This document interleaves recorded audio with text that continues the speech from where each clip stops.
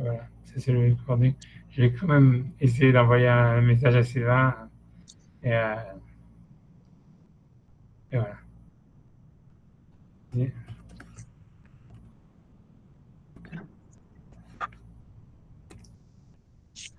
Bon, voilà. Donc voilà. Donc c'est bon. Donc là, moi, j'ai laissé tomber. J'en avais un petit peu marre du bourbier dans lequel on était resté à chaque fois sur comment ça s'appelle, sur la responsabilité des goïms par rapport à leur culture, etc. Ça veut dire, on pourrait continuer et l'histoire d'Avimelech, mais je me suis dit bon, ça veut dire voilà, c'est compliqué au fond. Ça veut dire, je pense que la vraie question qui reste à la fin, c'est comment est-ce que Hachem il peut responsabiliser en fait toute la communauté, tout le pays de Avimelech sur une faute et sur un truc qui est, on va dire, sur quelque chose qui est culturel dans leur. Ça veut dire, voilà, puisqu'à la fin, il dit si tu ne rends pas la femme, alors sache que tu vas mourir, toi et tout ton peuple. Et ça, c'est dire. Voilà, donc on a parlé de toutes ces histoires-là, quoi. C'est très difficile, en fait, de savoir comment est-ce qu'un homme peut remettre en question les valeurs de sa société et de la responsabilité qu'il a par rapport à ça. Mais bon, je vais pas. Ouais, ça va, je vais pas, je me dis, il faut avancer, quoi, quand même. Voilà, on est resté assez de temps sur cette halakha. Donc là, on rentre sur cette nouvelle halakha. Donc c'est une halakha super intéressante. Je lis le Rambam et je lis ce qui est marqué. Donc c'est encore sur la responsabilité des non-juifs par rapport à cette histoire de Noir. Mais cette fois-ci, c'est pas par rapport au fait de dire, voilà, on savait pas que c'était interdit, ou bien on a été, voilà, ça veut dire, il y a eu une négligence qui a fait qu'on n'a pas su que on faisait l'interdit. Mais ici, c'est quelqu'un qui est forcé, en fait, à faire l'interdit par son gouvernement ou par quelqu'un. Et donc, la question est de savoir est-ce que le non-juif, il aurait une mitzvah de Yareg Val Ya'avor, c'est-à-dire de se faire tuer plutôt que de transgresser. Et donc ça va être je lis ce qu'il dit le Rambam. C'est une halakha très intéressante parce que enfin voilà, je lis et je suis pas plus d'introduction. Donc Ben Noir chez Anaso Anas, donc un non-juif qui a été forcé à la Chat mitzvotav de transgresser un des commandements de ces sept commandements. Mutar le Lahavor. Ça veut dire même si ça veut dire il a le droit de transgresser. Donc ça c'est ce que le Rambam dit. A priori, ça veut dire la raison, ça veut dire la logique qu'il y aurait derrière ça. Ça veut dire c'est parce qu'en réalité, il semblerait, et ça c'est en soi un grand chidouche, ça veut dire ça, mais c'est qu'en fait la vie humaine, elle est une valeur. Ça veut dire que la Torah, elle reconnaît la valeur de la vie humaine comme étant plus grande que n'importe quel acte religieux, quoi, ou même quel acte moral. Et donc, ça voudrait dire en fait que si jamais en fait, ça veut dire, c'est un chidouche, ça veut dire, tu vois, la question c'est d'où on sort ça, mais ça veut dire, en tous les cas, le Rambam, parce que l'idée elle est par défaut, ça veut dire, l'idée elle serait comme ça, elle serait du fait que pour un juif, on a besoin d'une source pour nous dire qu'un type il doit se laisser tuer, il doit mourir plutôt que de transgresser certaines avérotes. Donc, du fait que en fait dans la Torah c'est marqué et on apprend ça des versets pour des juifs, alors ça veut dire que pour un non-juif, ça veut dire qu'il a pas reçu la Torah, lui, en fait, par défaut, ça veut dire sa vie, elle est plus importante que n'importe quelle valeur morale. Et tu vois, ça veut dire la même chose. Je donne un autre exemple. Ça veut dire si jamais quelqu'un, selon ce qu'il dit Maïmonide, ça veut dire si jamais quelqu'un on lui dit, et ça va être un peu débattu dans les commentateurs, etc. Mais si on lit Maïmonide en fait dans le sens littéral, ça voudrait dire en fait que si jamais par exemple quelqu'un dit voilà tu tues quelqu'un d'autre ou moi je te tue, en fait, la personne, chez le non-juif, lui, en fait, et ça veut dire, il doit tuer l'autre et ne pas se tuer lui, quoi. Et tu vois, donc, toutes ces choses-là. Et ça veut dire, tu peux dire, voilà, pourquoi? Ça veut dire, à la Gemara, chez nous, par exemple, dans le cas d'un juif, elle dit que la raison pour laquelle quelqu'un il doit plutôt mourir que de tuer quelqu'un d'autre, il n'y a pas de source, c'est une logique. On dit qu'il dit que ton sang, il est plus important que l'autre. Et donc, on doit dire, toi, tu ne dois rien faire. Donc, comme tu fais rien, tu te laisses tuer. Mais on a l'impression du fait que l'Arbam, il ne fait pas de distinction, hein, c'est ça que je me trompe pas sur la tu vois, ça veut dire il ne fait pas de distinction entre l'interdit de tuer, de l'homicide, etc., et les autres interdits. Ça veut dire qu'il veut dire que, en fait, chez un non-juif, ça veut dire le rapport qu'il a à sa vie, il est différent que celui d'un juif, quoi. C'est-à-dire, il semblerait qu'un juif, tu vois, ça veut dire qu'il doit être connecté, en fait, à la vie, on va dire, on a vu encore une fois, c'est lié à un concept un peu peut-être de Kabbale. Ça veut dire, si ça veut dire, l'idée, ça serait en fait que toutes les âmes d'Israël, elles sont une seule neshama, et donc en fait, un juif, il devrait se sentir moins, on va dire, moins en possession de sa vie qu'un non-juif, quoi. Et ça veut dire que pour un non-juif, Ça veut dire, c'est évident que sa vie, elle est primordiale et que si jamais, voilà, il a le choix entre être tué ou tuer, il doit tuer. Pour un juif, ça serait le contraire. Et donc, il veut dire la même chose pour l'idolâtrie, etc. Ça veut dire tout ça, ça va nécessiter des sources, etc. Et voilà, comme mais bon, en tout cas, voilà, je lis ce que le Rambam me dit, mais ça, donc, donc, encore une fois, Ben Noir chez Anas, Anas, Lavor, Alachat, Mitzvotav, ça veut dire un non-juif qui aurait été forcé, donc, a priori, sous la menace de la mort, ça, ce que ça veut dire, de transgresser un de ses commandements. Moutar le Lavor, il a le droit de les transgresser. Filou Nenas, la Vodazara, Oved. Je ne sais pas pourquoi est-ce qu'il a pris la Vodazara plus que le fait de faire un homicide, par exemple. Il dit, mais même si jamais donc, quelqu'un l'oblige à faire l'idolâtrie, il doit se prosterner à des idoles, etc., plutôt que de se laisser tuer. Et donc, Rambam explique pourquoi il dit ça. C'est parce qu'en fait, et ça veut dire que c'est pas tellement contesté par les autres commentaires, et comme je dis, c'est par défaut. Il dit, les fiches Shenan Metsuvin al Kiddush Hashem. C'est parce qu'ils n'ont pas la mitzvah de Kiddush Hashem, c'est-à-dire sanctifier le nom divin. Encore une fois, c'est la raison pour laquelle on dit qu'un juif, lui, en fait, il doit se laisser tuer plutôt que de faire les 3 avérotes graves qui sont Gilou Yarayot, les rapports interdits, Avodazara et Shukut Damim, c'est-à-dire l'homicide, et ensuite les avérotes, toutes les avérotes, si jamais, en fait, c'est un moment où on veut convertir de force les juifs et que c'est en public. La raison, elle est parce qu'en fait, il y a une mitzvah de Kiddush Hashem de sanctifier le nom divin. Et cette mitzvah, en réalité, sanctifier le nom divin, c'est la mitzvah, c'est une mitzvah des Juifs. Ça veut dire que les Goïms, ils n'ont pas la mitzvah de, si vous voulez la traduction ici, ils n'ont pas besoin, ils n'ont pas la mitzvah de sanctifier le nom de Dieu. Ça ne fait pas partie de cette mitzvah. Ça voudrait dire que c'est antinaturel, quoi. Ça Ouais. voudrait dire que c'est antinaturel. Ça voudrait dire que sanctifier, enfin, que le comportement naturel, c'est de tuer l'autre, quoi, pour les non-juifs. Ouais, ou c'est pas ça, c'est surtout de sauver sa vie, ouais, c'est de mettre sa vie d'abord. On voit bien qu'en réalité, ça veut dire que ça fait une super grosse différence de philosophie, c'est-à-dire qu'on voit bien que chez les non-juifs, en fait, c'est clair que n'importe quelle philosophie, n'importe quelle morale, elle parle, en fait, je pense que la seule manière qu'elle se justifie, enfin, ça veut dire la manière, en tous les cas, pour créer une société viable, et il faut, tu vois, il faut mettre la vie humaine comme étant une valeur absolue, quoi, même plus importante que Dieu, quoi. C'est ça ce qu'il dit ici.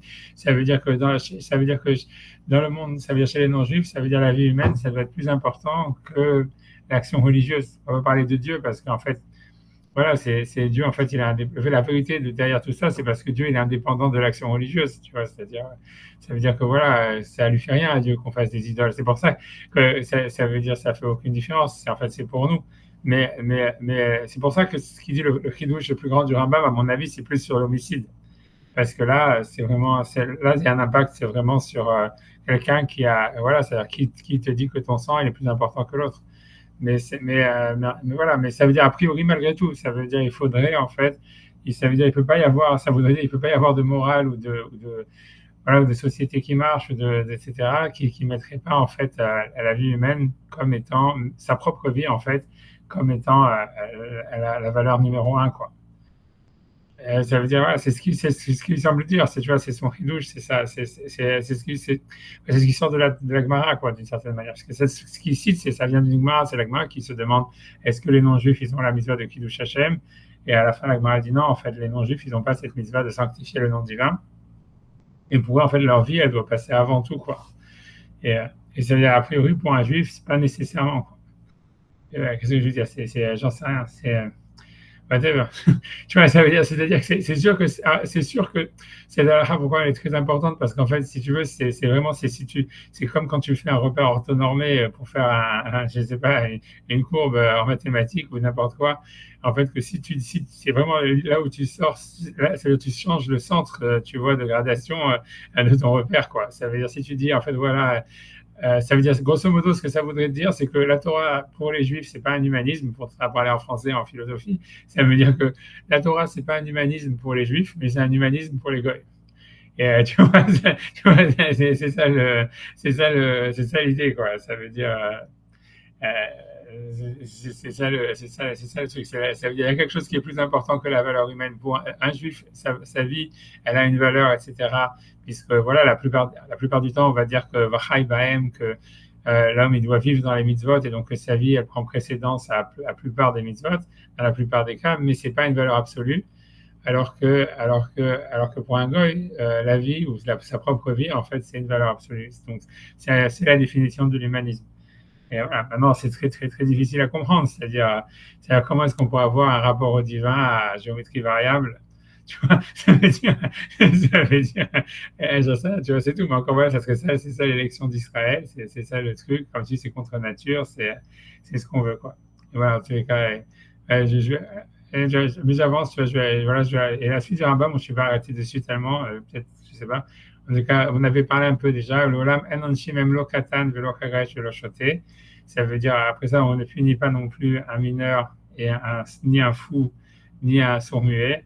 Les filles chez Nan les mitzvot parce qu'ils ne sont pas astreints par les mitzvot.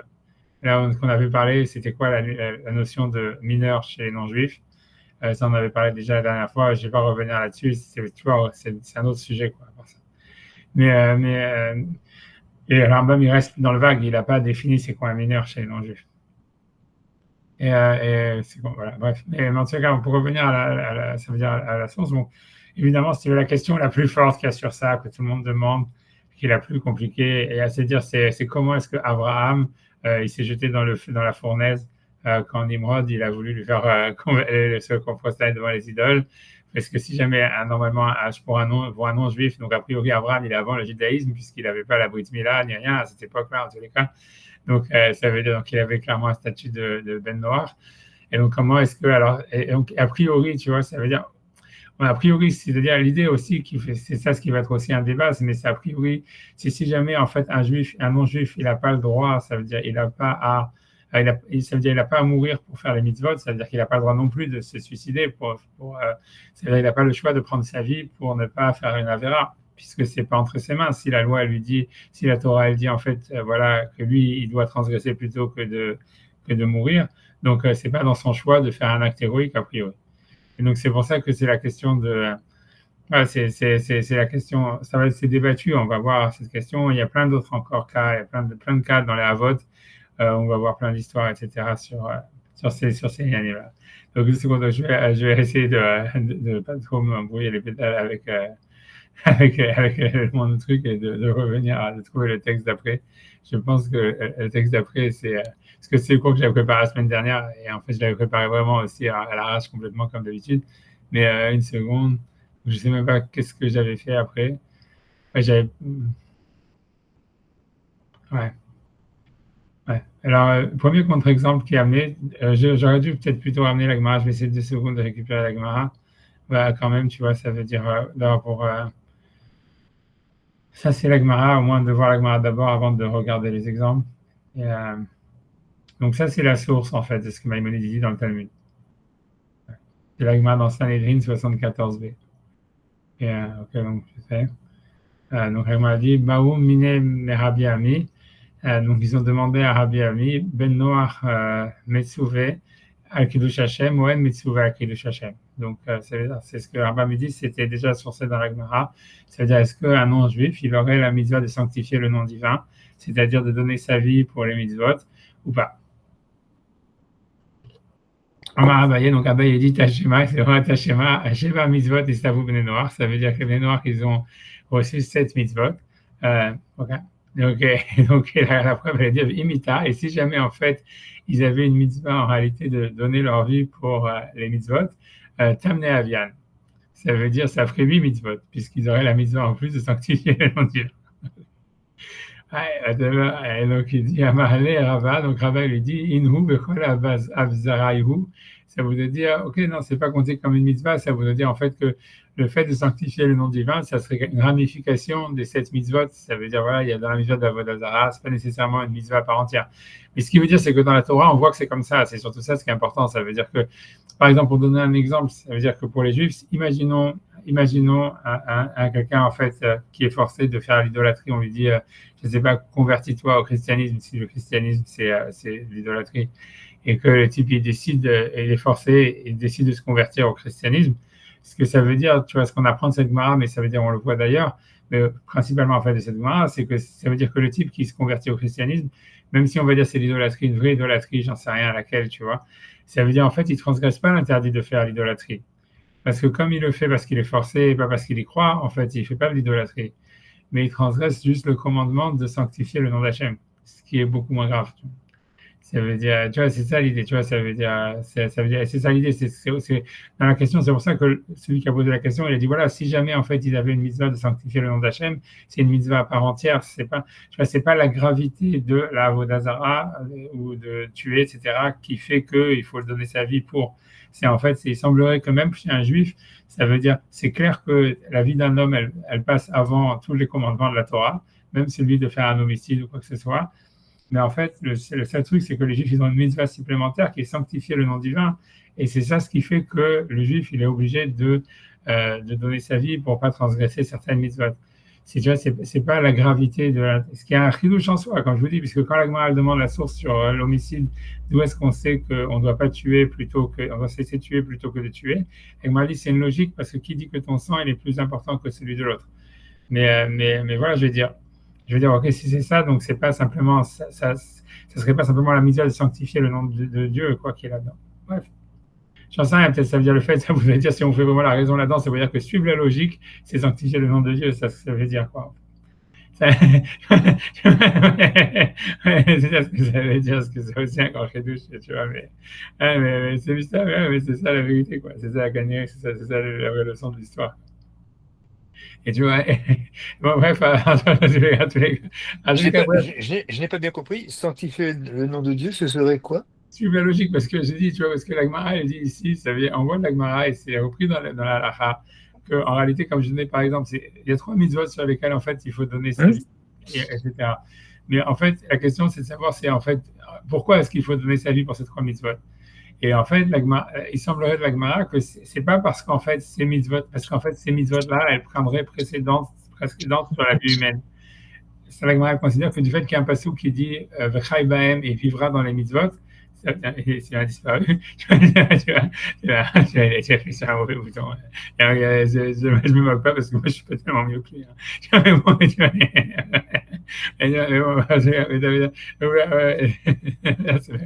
Manipulation, erreur. Oui, je sais, ça m'arrive à moi aussi.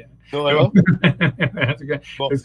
en tout cas, V'chai bahem, c'est-à-dire, donc V'chai bahem, ça veut dire, donc il vivra à travers ses mitzvot, donc ça veut dire, a priori, ce que l'Agmara comprend, c'est que c'est logique, ça veut dire, c'est impossible de penser qu'un commandement religieux, même de Avodah Zara, Gilui Arayot, des Shirut Damim, il soit plus important que la vie humaine. La raison, en fait, pour laquelle un juif, lui, doit donner sa vie pour ça, c'est parce qu'à part ça, il a une mitzvah de sanctifier le nom de Dieu. Que l'Agmara dit. Et tu vois, moi j'ai dit, ok, moi ce que je dis, pour moi ce que ça me paraît difficile, c'est pourquoi sur l'homicide, la Gemara dit ça. C'est ok, pour l'Avodah Zara, on comprend très bien qu'en fait, ça veut dire, qu'est-ce qui s'est passé, quoi. Je veux dire, ça veut dire, voilà, il y a des idoles, les idoles, on s'en fiche, c'est dans sa tête que le type, il a servi des idoles, et en fait, ça fait aucun impact, j'en sais rien, ou Dieu, ça lui fait ni chaud ni froid, peu importe. Et on peut comprendre, en fait, que, donc, la mitzvah, elle peut pas,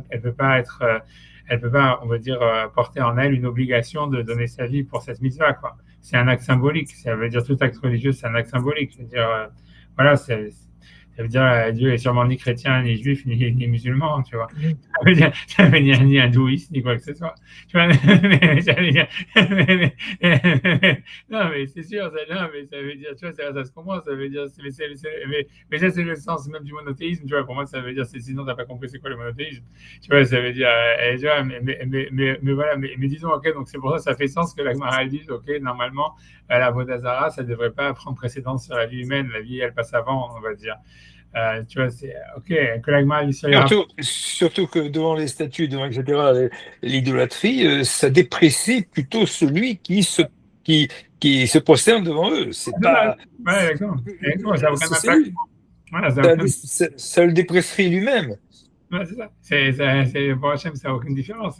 Bien sûr. Donc, ouais, pour l'idolâtrie, c'est le plus facile à comprendre.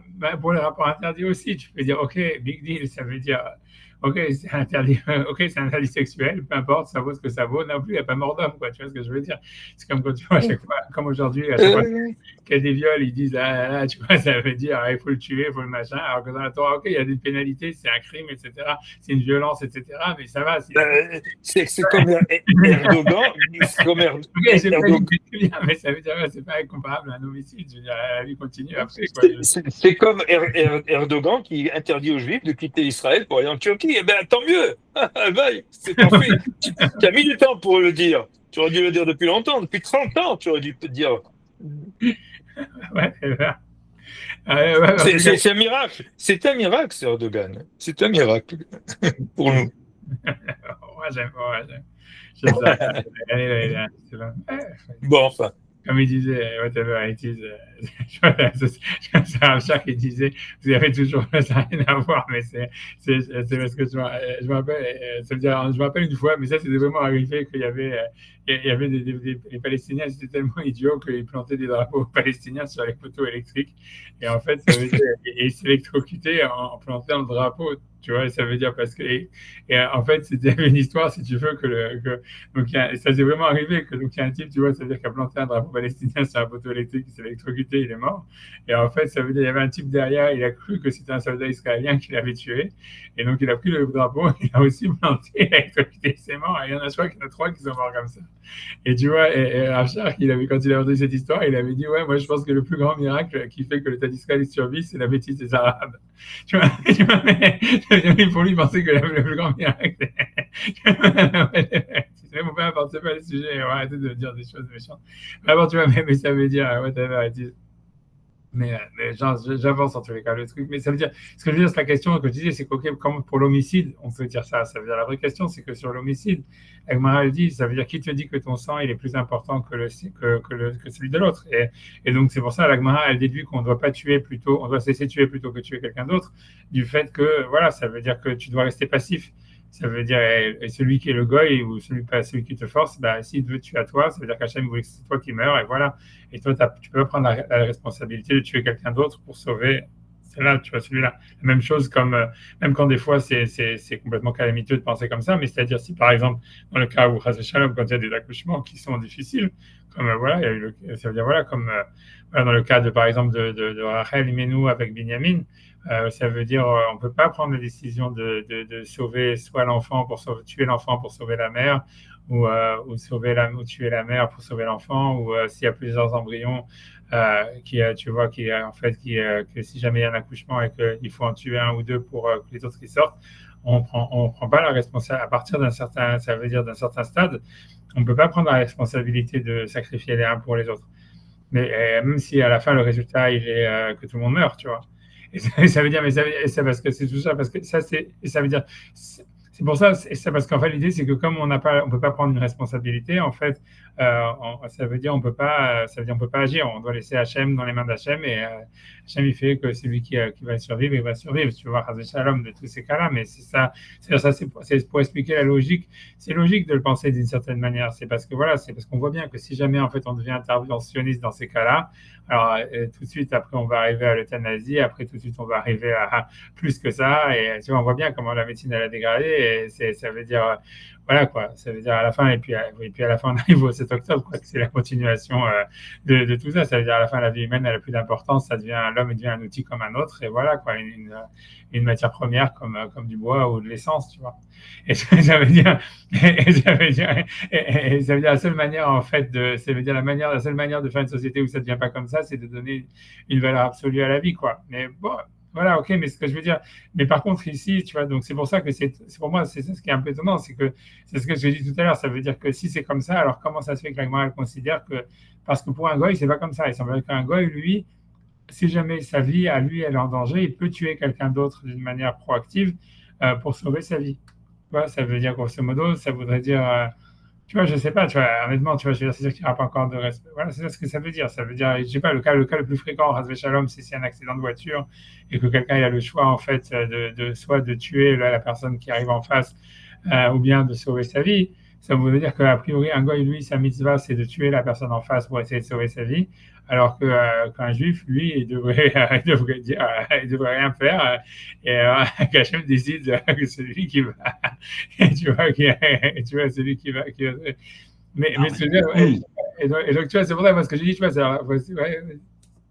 veux dire quelque chose. Oui, non. Oui, parce que, en fait, d'abord, le principe dans le judaïsme, c'est quand même de sauvegarder la vie. Ça, c'est le principe. Ça, c'est la règle. On doit pas se laisser tuer. Il y a juste 3 occurrences dans lesquelles on doit se laisser tuer. c'est faire d'abord, c'est effectivement, on demande de prendre la vie de quelqu'un. On demande de faire Avodah Zarah en public. Ouais, ouais. En Non, voilà, public, je pensais même d'accord, pas on en est public. d'accord. Et le troisième, C'est oui, pas ah non, c'est bon, pas moi c'est j'ai vraiment en public, toujours entendu, bon, plus ou moins, en public, c'est des tout parésias, comme ça en public. en public, ça vient Et toute la ensuite, Torah.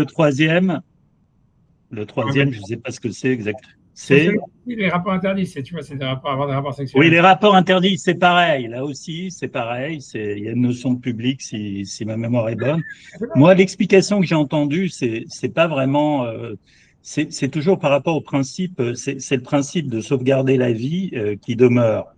Et ce qu'on explique pour les Juifs, bon, pourquoi ils font Kiddush Hashem, c'est parce que si jamais ils transgressent ces actes, en fait, la notion de vie, c'est plus une vie en fait pour eux de vivre en ayant commis de tels actes comme ça en public, ils n'ont plus, on va dire, la qualité. C'est comme s'ils avaient perdu leur qualité de vie de juif, en fait. Donc, moi, c'est plutôt le type, dans des cas pareils, on va dire, commettre des actes pareils, c'est comme si on avait perdu la vie d'une certaine façon. Donc, c'est plus une vie qui mérite, c'est plus une vie qui mérite d'être vécue réellement. Quand on en est à avoir commis un acte comme ça, je veux dire, bon, il y a cette notion, c'est pas juste pour sauvegarder sa peau, il y a une notion publique, on fait profession comme ça, on perd sa qualité de.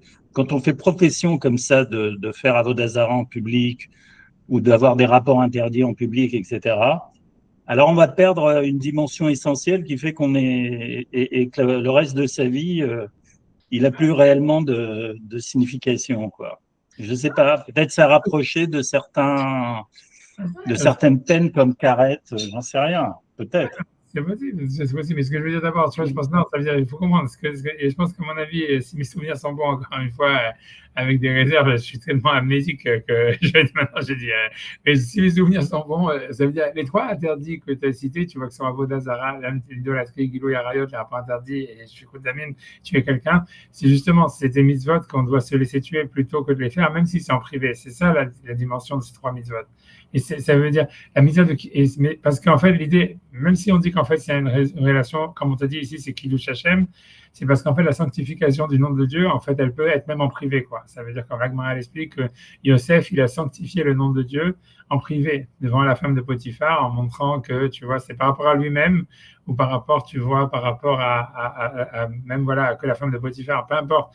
Mais ça veut dire, l'idée, c'est que la notion, elle se fait même en privé. Quand c'est en public, quand c'est devant 10 juifs, alors à ce moment-là, je pense que c'est là où la mitzvah, elle est sur n'importe quelle mitzvah. Ça veut dire, si jamais quelqu'un il demande de transgresser Shabbat devant 10 juifs, là, il y a la mitzvah de sanctifier le nom d'Hachem. Et tout ça, mais ça, encore une fois, peut-être sous réserve, j'ai pas envie de, peut-être je peux aller, je veux pas regarder maintenant parce que j'ai peur de, déjà avec mon ordi, j'ai pas envie de faire des manifs, quoi, j'ai pas envie de m'amuser, mais ça veut dire, si mes souvenirs sont bons, encore une fois, mais je suis pratiquement sûr, ça veut dire que Gilou et Arayot, je fais de la même Avodah Zarah, ça veut dire, c'est des mitzvot que, justement, comme l'idée, par exemple, prends le cas, je dis, de Shfichut Damim, le plus facile à comprendre, c'est celui de faire un homicide. C'est la Gemara dit, parce que sur l'homicide, il n'y a pas vraiment de source dans la Torah.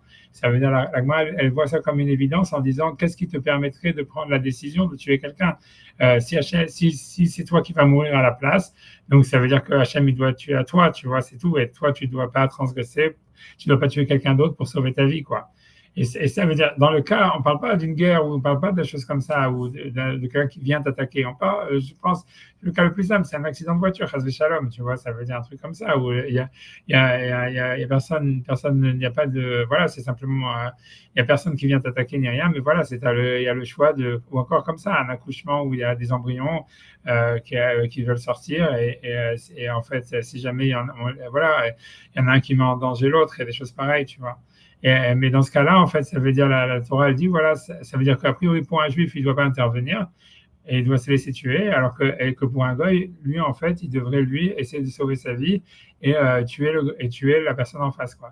Pour moi, c'est difficile, tu vois, et parce que l'idée, c'est pour ça que c'est pour ça que moi, je voulais dire que, et pour moi, j'ai posé une question logique tout à l'heure, parce que ce que je disais, tu vois, ce qu'on a dit tout à l'heure, c'était l'idée de dire que si jamais la Gemara dit que c'est une logique, il faut se laisser tuer plutôt que de tuer quelqu'un d'autre, etc., parce qu'il faut accepter le choix d'Hachem, on va dire.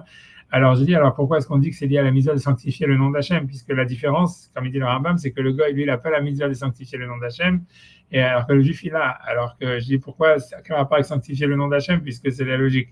Alors j'ai dit qu'on voit de là que sanctifier le nom d'Hachem, c'est suivre la logique, c'est sanctifier le nom d'Hachem.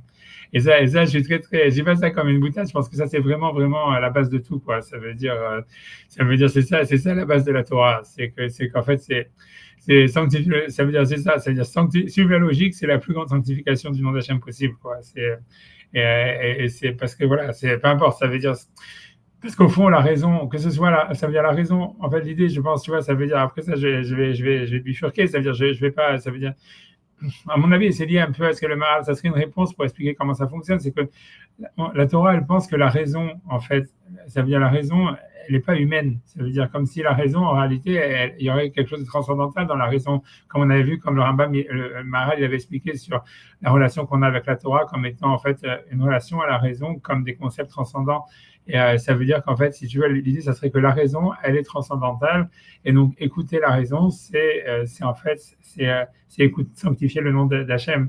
Alors que chez un goy, il semblerait que en fait, le rapport qu'il a à la raison, en fait, ça reste une raison humaine. Et donc, ça expliquerait que pour lui, en fait, ce que la raison, ça veut dire que la raison transcendantale, elle dirait, si jamais, en fait, il y a un accident de voiture ou j'en sais rien, shalom, etc., et que tu as le choix, soit de tuer l'autre ou toi de rien faire et de te laisser tuer, la raison transcendantale, elle t'obligerait à ne pas prendre la responsabilité de tuer quelqu'un d'autre.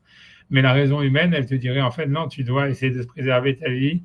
Et donc, même si tu vas tuer l'autre, tu dois sauver ta vie plutôt que, puisque ta responsabilité morale, elle est plus envers toi que vers ceux qui sont loin. Donc, ta première priorité, c'est de sauver ta vie. Et donc, tu dois essayer, même au risque de tuer quelqu'un d'autre, de sauver ta vie, quoi.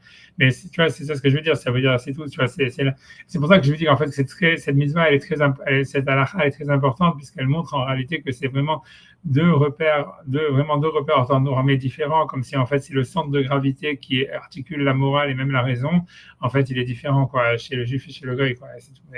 En tout cas, mais je reviens, tu vois, ça veut dire, voilà, c'est un chidouche, c'est quelque chose à réfléchir, si tu veux.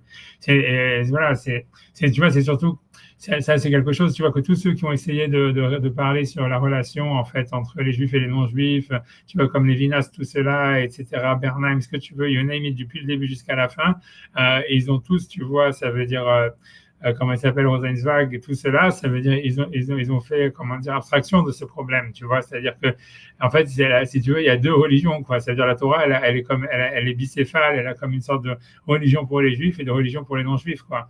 Et c'est étrange, tu vois, mais au fond, tu vois, c'est comme si, en fait, on avait un choix, en tous les cas, le juif, il n'a pas le choix, parce que là, il est représentant de la sanctification, du nom de Dieu. Ça veut dire en fait qu'il doit vivre suivant la raison transcendantale, si on va parler comme ça.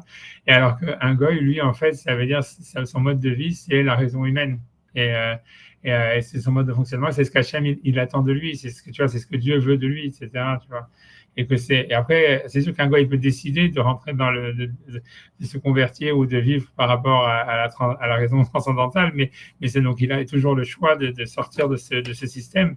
Mais au fond, c'est pas le même système, c'est pas la même arithmétique, c'est pas la même logique, c'est pas la même, voilà, c'est tout. Et la Torah, elle admet ça, quoi. C'est tout.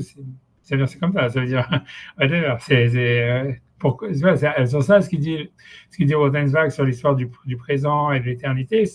Peu importe, tu vois, ça veut dire c'est une des modalités de cette réalité. C'est-à-dire, voilà, quand on est dans la raison transcendantale, c'est sûr que le changement, il est difficile. Ça veut dire qu'on ne peut pas changer des mitzvot. Alors que si on est dans la raison humaine, on comprend qu'on puisse adapter, en fait, les mitzvot par rapport à ce que la raison, elle dit, quoi. Mais encore une fois, c'est lié si tu veux, à ce qu'on a vu dans la précédente, que malgré tout, ça veut dire le goy, il serait quand même, tu vois, il aurait une possibilité, tu vois, il serait responsable sur les valeurs de sa société et qu'il ne peut pas dire, ah, ma société, elle est pourrie, j'ai suivi la société, tu vois, ça veut dire, il a une responsabilité. Donc, c'est compliqué, tu vois, ça veut dire, c'est compliqué de savoir, tu vois, ce qu'on avait, la semaine dernière, on avait parlé un petit peu de ça, mais ça veut dire d'où est-ce que le non-juif, il aurait malgré tout une capacité ça veut dire à avoir, à travers la raison humaine, à appréhender quelque chose qui est quelque chose qui ne va pas dans son pays et qu'il a une obligation de s'opposer à ça. Et on va voir, tu vois, pour l'instant, mais en tout cas, c'est ce qu'on voit pour l'instant. En tout cas, la Gemara, elle dit que la raison tu vois, ça veut dire la raison pour laquelle un juif, il a la mitzvah Voilà, donc je finis la Sougia, parce qu'il y a cette cache-ligne dans la Gemara, c'est pas très compliqué. Maïa Ve'ala, la Gemara, donc quelle est la conclusion? Est-ce qu'un non-juif, il serait donc obligé de sanctifier le nom de Dieu? Amarava Dabarava, Amre Berav, donc Havadabarava dit Rav, la Dava Azeh Islah Hashem. Donc la preuve qu'on ramène, c'est une histoire avec, je crois, Elisha. Bien que je ne sais pas vraiment, tu vois, honnêtement. Bon, je lis la Gemara et je commente après. C'est parce que voilà, donc la Gemara amène une preuve du Tanakh, c'est-à-dire que dans le Tanakh, il y a l'histoire c'est une des Haftarot, je ne sais plus laquelle, je crois que c'est l'Haftar de la Parashat de Metzora. C'est qu'il y avait un général de l'armée syrienne qui s'appelait Naaman, qui était lépreux, etc. Et donc il avait essayé de voir tous les traitements possibles et imaginables. Ça veut dire pour guérir, il n'avait rien trouvé. Et à un moment, donc, comme les Syriens à ce moment-là, ils faisaient des guerres assez victorieuses contre les Juifs, il avait capturé une femme juive et une esclave juive. Et l'esclave juive, elle lui a dit, mais nous, on a un faiseur de miracles extraordinaire, qui s'appelle Elisha. Tu peux lui demander, peut-être que lui, il va te guérir, tu vois, ça veut dire, voilà. Et donc, ok, donc ce général qui s'appelle Nahama, il va aller faire Naaman, il va donc voir Elisha. Elisha, c'est une des haftarot c'est l'haftarah de la parasha de Metzora, je crois. Et donc il lui dit d'aller de se baigner dans les Jourdains. Et voilà, il se baigne dans le Jourdain, il est guéri de la lèpre, etc. Et donc après ça, il veut se convertir, quoi, grosso modo, en tous les cas, accepter sur lui les mitzvot ben noirs ou quelque chose comme ça. Donc il dit à Elisha qu'il accepte sur lui de ne pas faire la avodat zara et tout ça, mais il lui dit, mais quand je suis dans des cérémonies officielles, je vais devoir le faire, parce que voilà, ça veut dire voilà. Et Elisha lui dit oui, c'est bon, c'est pas grave, tu vois. Et tu vois, ça veut dire, c'est ça la preuve de la Gemara, tu vois, c'est marqué, il y avait Allah, tu vois, Marabadabarava, après Berav, donc c'est parce que tu vois, c'est le général Naaman, il dit à Elisha, la Davarazé Islah Hashem la Avdecha, ça veut dire que cette chose-là, Hashem puisse la pardonner à ton esclave, mais vous, Adoni Betrimon, c'est que quand mon maître, ça veut dire parce que lui c'est le général de l'armée, c'est pas le roi, donc quand il va aller à Betrimon, les Shtachavot Shama, ça veut dire quand il va là-bas pour se prosterner là-bas, qu'il se soutient sur moi, je dois aussi me prosterner. Et il y a marqué à la fin que Elisha lui a dit ok, Malo, lachel shalom, ok, c'est bon, pardonné. Je me dis la preuve de tout ça, c'est que tu vois pourquoi ces trucs, c'est parce que Elisha, c'est le mec, tu vois, c'est un peu le même genre que moi, qui sait jamais dire non, il faut toujours trouver une manière de tout permettre. Donc je sais pas vraiment comment est-ce qu'on peut apporter des preuves de lui, tu vois. Mais bon, tu vois, mais ça veut dire, ouais, tu vois, ok, tu vois, peu importe, tu vois. En tout cas, c'est ça la preuve, tu vois, c'est ça la conclusion, ça veut dire qu'on voit que puisque Elisha lui-même, il a donné sa bénédiction à ce général, comme quoi il pouvait assister dans les prêtres, dans le temple de la Vodazara avec son roi, je sais pas quoi. Donc ça veut dire que voilà, qu'un goy, même s'il accepte sur lui cette mise de noir, voilà, il n'est pas obligé de tout sacrifier pour ça, quoi, grosso modo. Et voilà, donc ça c'est la fin de, tu vois, voilà. Ok, bref, tu vois, après, c'est parce que l'Agma rentre sur l'histoire comme justement cette Sugia-là, elle est sur l'histoire du public ou pas le public, etc. Bref, mais en tous les cas, ça c'est la fin de la Sugia en ce qui nous concerne. Et bon, et donc ensuite, maintenant, l'histoire, c'est donc dans les Rishonim, etc. Il y a plein d'exemples et de contre-exemples, etc. Et je ne sais pas exactement pourquoi. Ça veut dire, pour moi, le premier contre-exemple, la première chose qui aurait à débattre, ça aurait été l'histoire d'Abraham qui s'est jeté dans la fournaise, etc. Et que ça, c'est en soi une question, on va voir. Mais je ne sais pas pour quelle raison, là où tout le monde je sais pas, ce massacre, le premier endroit du massacre, truc, c'est un truc complètement vraiment, je veux dire, inattendu. C'est ça veut dire, c'est ça, je vais vous expliquer exactement, donc j'y arrive. Voilà, donc c'est ça. J'espère, voilà. C'est-à-dire, donc, c'est un truc que voilà, vous allez dire, mais voilà, quel est le rapport? Mais en fait, oui. Ça veut dire que donc, c'est quand Moshe, donc il va annoncer à Pharaon, etc. Donc, il va dans la mission d'Hachem pour aller libérer les Juifs. Et donc, il y a ce passage tout à fait étrange où, en fait, il y a un. Ouais, je lis les mots, hein, je vais lire simplement parce que c'est même difficilement traductible, ces trois psukim. Vaïbader Bamalon, et ce fut quand il était dans le chemin de l'autel. Vaïvgeshiu Hachem, et donc Hachem l'a rencontré. Vaïvakesh Hamito, il a voulu le tuer. Après, on se dit, Tikar Tzipora Tsor, donc Tzipora, sa femme, donc elle a pris un silex. Vatichot et Orlat Bena, et donc ça veut dire elle a coupé le prépuce de son fils, Vatagal et Raglav, et donc elle est tombée sur ses pieds, je ne sais pas, va Tomer, et elle a dit Ki Khatan Damim Atali, car donc tu es un Khatan de sang pour moi, savoir ce que ça veut dire. Vayaref Mimenu, tu vois, ça veut dire, et donc ça veut dire il a laissé tranquille, ça veut dire quelle que soit la chose qui a attaqué Moshe à ce moment-là. Dans le Midrash, il y a marqué que c'était un serpent, c'est qu'il avait avalé. Azamra, donc à ce moment, elle a dit Khatan Damim la Moulot, ça veut dire voilà, tu es un Khatan pour moi de sang dans la circoncision. Et alors, je voulais dire quel rapport. Parce que voilà, l'histoire, c'est comme ça. Attends, je ne sais pas si j'ai mis Rachid ici 2 secondes.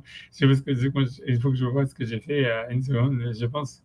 Ouais, donc je pense que j'ai dû. Je sais pas ce que j'ai fait au fond. Une seconde.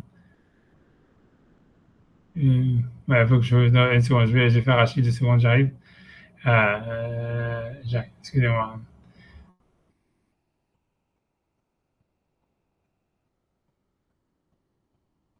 Ouais. Donc, j'espère que ça va. Donc, il y a marqué Moshe. Donc, c'est que quand Moshe il était dans le chemin, Malone, Vaïvakesh Amito. Donc pourquoi est-ce que donc tout ça donc a priori donc c'est le midrash etc. Ça veut dire qu'Hachem il a voulu tuer Moshe. Pourquoi? Les filles donc Bikesh Lamito et Moshe, les filles chez l'Omal parce qu'il n'avait pas fait la brit mila de Eliezer Beno. Et donc chez Rachel et parce que tu vois il était on va dire il a été paresseux ou j'en sais rien. Nena Shmita il a été passible de peine de mort. Donc la question est de savoir qu'est-ce qui s'est passé exactement. C'est quoi l'histoire? Donc sur Sarachi il ramène le midrash etc. qui est connu. Tania, il a été enseigné dans une braïta, Amar Rabbi aussi dit, Chaz Shalom, ça veut dire que Dieu nous en préserve, Lonit Rachel, ça veut dire, c'est pas que Moshe, en fait, il se disait, bon, pourquoi je vais faire la Brit Mila, etc., c'est pas gratuitement. Donc, en fait, ce qui s'était passé, ça veut dire, je traduis, après j'explique. Et là, Amar, il s'est dit, Amoul Vetsel derrière, c'est-à-dire, si jamais je fais la Brit Mila, c'est-à-dire que l'enfant, a priori, le 8e jour de Eliezer, ça devait être en fait le jour, tu vois, voilà, encore une fois, les idées saugrenues d'Hachem, tu vois, d'envoyer Moshe en mission, ça veut dire le jour où il fallait faire la Brit Mila de son fils, quoi, tu vois, avec tout le temps qu'il avait attendu là-bas, je veux dire, on n'aurait pas pu faire, non, tu vois. Bref, tu vois, je critique personne, tu vois, ça veut dire, donc ça veut dire, ok, je vais faire la Brit Mila de mon fils, qui c'était donc le jour même, et je vais ensuite y aller sauver les Juifs. Sakana il a Tinok, ça veut dire tu ne peux pas aller à l'époque. On voit bien que dans tout le temps du désert justement ils n'ont pas fait la Brit Mila parce qu'en fait voilà il faut pour que à l'époque je ne sais pas exactement mais j'imagine aujourd'hui ça veut dire pour que le sang il cicatrise etc. C'est pas évident etc. Donc ça vaut pas tu vas aller dans le désert avec l'enfant qui a pas encore tu vois qui vient d'être circoncis, c'est dangereux et ça veut dire jusqu'à maintenant donc ça veut dire donc voilà, c'est pas une bonne idée, quoi. Donc il dit, ok, donc si je dois faire la Brit Mila, donc je devais faire la Brit Mila, j'attends que le bébé au moins attende 2 ou 3 jours après la Brit pour être sûr que tout va bien, et après j'y vais. C'est quand même donc il a dit, je vais faire la Brit Mila et je vais rester 3 jours en attendant que en fait ça cicatrise. Akadosh Baruch Hu Sivani l'Arshuv Mitzrayim, mais Akadosh Baruch Hu il m'a demandé d'aller sauver les Juifs, tu vois, donc ça veut dire je dois y aller, c'est ça la mitzvah, je sais pas, 1 minute à perdre, tu vois. Alors, et donc finalement, donc il a dit ok, je vais y aller, et après quand j'arriverai là-bas, je ferai la Brit Mila, c'est ça, c'était ça, donc il a pas, ou bien que c'était moins qu'1 jour de voyage et qu'il pouvait encore avoir le 8e jour, ou bien qu'il pensait que il n'y a pas vraiment à l'époque, puisque lui, ils n'avaient pas encore reçu la Torah, donc bien que Hachem, il avait donné la Brit Mila à Abraham, et qu'il avait marqué Ben Shmonot Yamim, ça ne voulait pas dire le 8e jour uniquement, peut-être tu vois, à partir du 8e jour, tu vois. Bref, donc ça veut dire, c'est pour ça, il a dit, ok, donc je vais aller sauver les Juifs d'abord, et ensuite, dès que j'arrive, je ferai la Brit Mila. Donc, ok, la Belama Nenash, et pourquoi est-ce qu'il a été puni? Les filles Shinitasak Bamalon Techila, parce qu'il s'est occupé d'abord de l'hôtel. Et tu vois, ça veut dire a priori, ça fait pas sens parce que, bah ouais, si tu fais la Brit Mila, il faut quand même, justement, tout le but, c'est de pas être dans le chemin, etc. Donc, c'est dans un endroit où, tu vois, où l'enfant, il peut se reposer après pendant 3 jours, tu vois, ça veut dire, donc, il faut clairement, avant de faire la Brit Mila, il faut chercher l'hôtel, quoi, ou l'endroit où tu vas dormir, quand même. Et donc, tu vois, donc voilà, ça c'est ce que la Gemara dit. Après, bon, si tu veux, après on peut faire la suite, mais c'est pas Noga pour ça, c'est pas vraiment pour notre sujet. Donc il y a marqué le Masekat Nedarim, dans le traité Nedarim, il y a un malach, donc on nous explique que le malach Nasé Kemin Nachash, il y a un malach, donc le malach il était comme une sorte de serpent, ou bol-o, qui l'avalait, mais Rocho va dire de sa tête, en parlant par sa tête jusqu'à ses hanches. Le Khosam, et il le relâchait parce qu'il n'arrivait pas à l'avaler, et ensuite donc il essayait de le re-avaler par ses pieds. Et qu'il essaie de l'avaler jusque-là, ça veut dire jusqu'à la Brit Mila, quoi. Et Vinat Sipora, donc Sipora elle a compris, c'est lui la Milaou. Et donc c'est pour ça que Sipora elle a compris que c'était à cause de la Brit Mila. Ah oui, la tête ou les pieds, c'est arrêté à la Mila. C'était voilà. ainsi montré. Voilà, c'est là, le problème est là. Ok, d'accord. Donc Okay. Le serpent l'a sauvé, pour une fois. Oui, le serpent l'a sauvé, voilà, exactement. Là, je suis d'accord. Il y en a qui disent... Ouais, comme quoi le serpent, c'est quand même utile. Hein. Oui, c'est possible. Il y en a qui disent, après certaines personnes qui disent que dans le village, que le serpent, c'était l'ange Uriel. D'ailleurs, c'est la seule fois où l'ange Uriel... Uriel. Ouais, c'est le malach. Si tu regardes le malach Uriel, il n'est jamais présent nulle part. Ça veut dire qu'il reste dans son bureau toute journée. La seule fois, c'est ça, c'est la particularité. Et ça veut dire que la seule fois où il a fait une mission, en réalité, c'est ça, tu vois. Bref, tu vois, c'est une drôle de mission. C'est une belle mission. Ouais, une belle mission, ça. En tous les cas, donc, en tous les cas, ce que je veux dire, c'est que voilà, la question, elle est de dire en fait, qu'est-ce qu'il a fait de faux quoi là-dedans. Ça veut dire pourquoi est-ce que Hachem il voulait le tuer, puisqu'a priori, où est l'erreur quoi. Ça veut dire qu'est-ce qu'il aurait pu faire mieux. Et donc ça veut dire, donc a priori le sens littéral du midrash, c'est comme ça que tout le monde apprend. Et il explique, ça veut dire qu'il aurait dû faire la brit mila. Et si l'enfant il meurt, c'est pas grave, tu vois. Ça veut dire Hachem, ça veut dire Hachem, ça veut dire tu dois prendre une chance. Ça veut dire que grosso modo, c'est puisque la mitzvah elle existe. Donc ça veut dire en fait, voilà, qui te dit que en fait, tout le monde comprend. Ça veut dire, et a priori, c'est vrai que c'est difficile de comprendre différemment le midrash, parce qu'on ne peut pas dire qu'en fait son erreur c'est quoi, s'il aurait dû faire la brit mila, attendre 3 jours, ensuite sauver les Juifs. Tu vois, le midrash, tu vois pourquoi, tu vois, et le midrash il n'explique pas, tu vois, il dit pas que c'était ça l'erreur. Qu'est-ce qu'il aurait dû faire, tu vois, donc a priori, ça veut la réponse de tout ça, c'est la seule manière de comprendre ce midrash, ça veut dire en fait qu'il aurait dû, ça veut dire il aurait dû prendre un risque sur la vie du bébé, tu vois. Et je veux dire, je vais vous montrer si vous voulez le commentaire qui dit ça, ça veut dire après qui est repris par tout le monde, tu vois, c'est le Mizrahi, quoi, c'est un Rav, donc c'est le commentateur principal sur Rashi, qui date de, je sais pas, de quelques siècles après Rashi, mais pas beaucoup. Une seconde.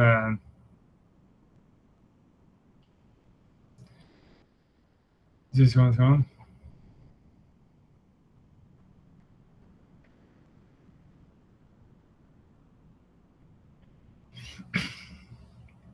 Donc, pour dire en 2 mots ce qu'il dit le Mizrahi, bon, vous l'avez ici, ça a revenu au Mizrahi, je pense, du 14e siècle, 13e siècle. Ça veut dire que lui, en fait, et ça marche pas avec la Gemara, mais ça veut dire que lui, il veut dire, en fait, et lui, donc voilà, ce qu'il dit. Je traduis ce qui, après, on va discuter. Il dit, Arcaché, donc lui, il dit, en fait, justement, la difficulté, c'est Arch etir la avor al mitzvat assez des mila. C'est-à-dire, comment est-ce que Moshe, il aurait pu transgresser, a priori, la mitzvah de faire la brit mila de son fils? Mishum sakanat avlad, ça veut dire à cause du fait qu'il y a un danger pour l'enfant. Valo dit, n'est-ce pas, Adain lo nitna Torah, ça veut dire la Torah n'avait pas été donnée. Dirtiv ba vechai baem. Ça veut dire que la raison pour laquelle on déduit en fait que ça veut dire que dans toutes les mitzvot, la vie humaine, elle est plus importante que toutes les mitzvot, sauf les 3 mitzvot exceptionnelles, etc. C'est parce que le verset il dit, et ceci la Torah que je vous donne pour que vous viviez à l'intérieur. Donc en fait, la vie, elle reste en fait quelque chose voilà, une valeur, on va dire, principale. Mais est-ce que le Mizrahi veut dire que ça, c'est marqué dans la Torah? Et il dit en fait que, donc, c'est-à-dire qu'ils vivent avec et pas qu'ils meurent avec. Et donc ça, c'est marqué dans la Torah.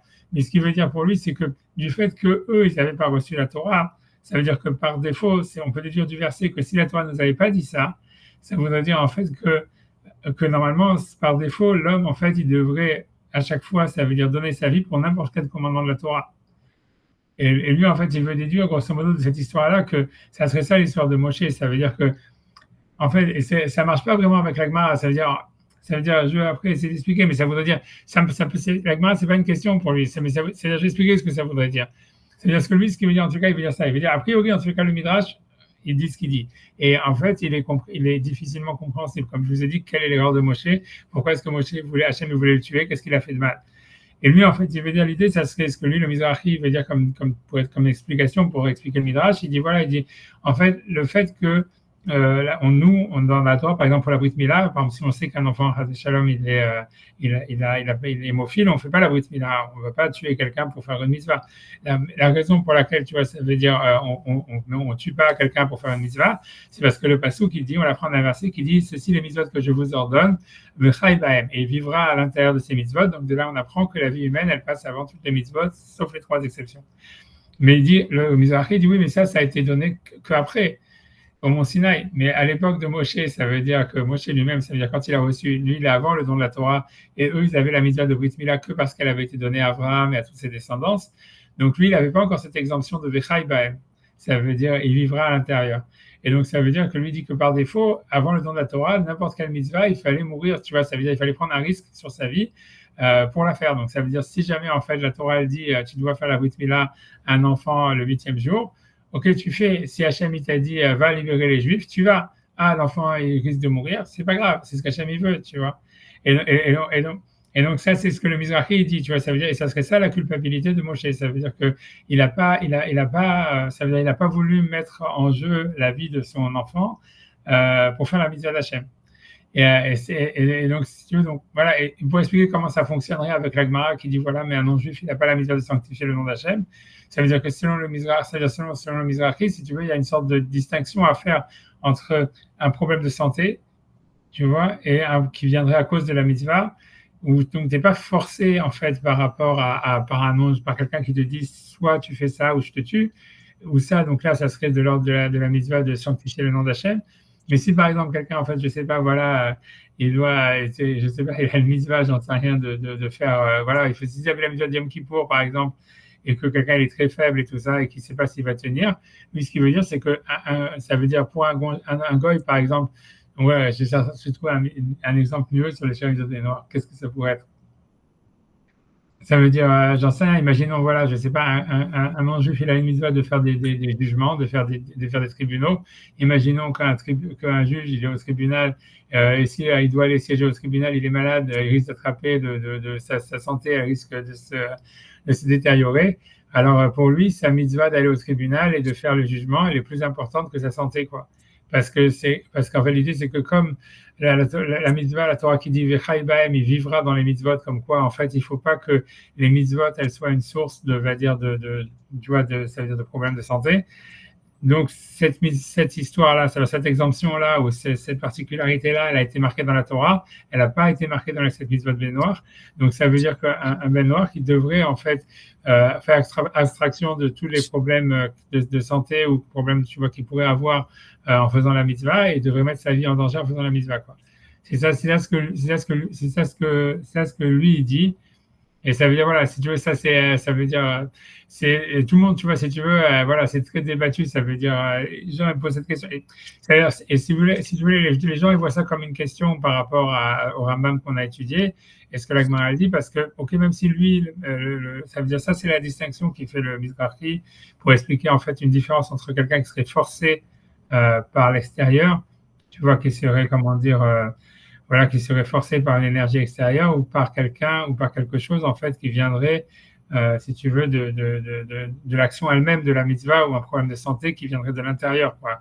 Un problème, si tu veux, voilà, tu vois, ça veut dire, voilà, qu'il n'est pas forcé par quelqu'un d'autre à faire quelque chose, quoi. Et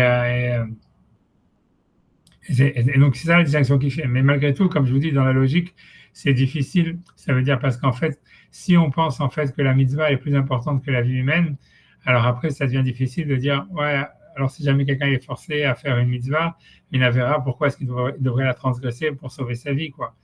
Tu vois, ça veut dire, techniquement, on voit la distinction. Ça veut dire, je vais simplement expliquer ça au niveau technique, ce qu'il dit le Mizrahi et tout ça, ça fait sens, ça marche. Ça veut dire, on voit bien que c'est 2 cas différents. Ça veut dire, il y a le cas de quelqu'un qui est forcé par quelqu'un de se prosterner à une idole, ou quelqu'un qui serait forcé de tuer quelqu'un d'autre. On comprend que ça veut dire que ce n'est pas la même chose. Et donc là, la Torah, elle dirait qu'un non-juif, il peut tuer l'autre personne pour sauver sa vie, ou il peut se prosterner à l'idole, etc. C'est différent d'un cas où quelqu'un, on va dire, comme ici, le cas, je ne sais pas quelle autre mitzvah on pourrait donner comme exemple, mais ça veut dire que quelqu'un va faire la mitzvah, comme par exemple voilà ici faire la brit mila, et que ça va entraîner un problème de santé, en tout cas il y a un risque, etc. Et qu'ils disent ah voilà mais je le fais pas parce que ça met en danger ma vie ou la vie de mon enfant. Et l'idée ça serait de dire que ça en fait, qui te dit que tu peux faire des calculs par rapport à la mitzvah qu'Hachem il t'a dit de faire, tu vois, ça veut dire voilà, et ça c'est un juif, lui il a la mitzvah de Chai Bahem, mais pas un goy. C'est ce qu'ils veulent dire, tu vois, c'est ce qu'ils veulent dire. Voilà, il y a plein de questions sur ça. Ça veut dire, c'est ce que le Mizrahi veut dire, et ça veut dire, mais lui, et donc lui veut faire sa distinction. Maintenant, tous les commentateurs plus tardifs, ils sont pas d'accord avec ça. Ça veut dire parce que voilà, pour plein de raisons. D'abord, ils disent, ok, même si tu dis que la vraie question ici, c'est que le type qui est en fait, comment dire, qui est mis en danger ici, c'est pas Moshe lui-même, c'est son fils, tu vois. Ça veut dire, c'est qu'est-ce qui te donne, tu vois, le droit de mettre la vie en danger de ton fils pour faire ta mitzvah, tu vois, ça veut dire, c'est ça la vraie question, quoi. Ça veut dire, c'est même pas, tu vois, c'est ça l'histoire, tu vois. Et donc voilà, et ça veut dire, et c'est pour ça que, bon, tu vois, ça veut dire, ça reste, donc ça veut dire, ça reste un problème. Ça veut dire, ça reste un problème, grosso modo. Ça veut dire, après peut-être je vais essayer de répondre à tout ça, mais ça veut dire l'idée, elle est là. Ça veut dire, en fait, à la fin, ça veut dire, d'après ce qu'on voit dans Maïmonide, etc., ça veut dire qu'en fait, ça veut dire voilà, ça veut dire qu'un goy, à plus forte raison un juif, ça veut dire lui, il n'aurait pas la mitzvah, ça veut dire quand il fait une mitzvah, il n'a pas la mitzvah de mettre sa vie en danger, etc. pour la mitzvah. Alors pourquoi est-ce que Hachem il est énervé contre Moshe? Quelle était exactement l'erreur de Moshe dans cette histoire-là pour que Hachem tu vois, il le tue, etc. Il veuille le tuer parce qu'il s'est occupé de l'hôtel avant, etc. Qu'est-ce qu'il aurait dû faire, quoi, grosso modo. C'est ça la vraie question, et ça reste une question, ça veut dire a priori. Deux secondes, ça veut dire, voilà, je vous ai mis à rire, si on peut regarder le Guerrier. Sinon, on peut vous regarder le Maral sur ça 2 secondes. Ouais,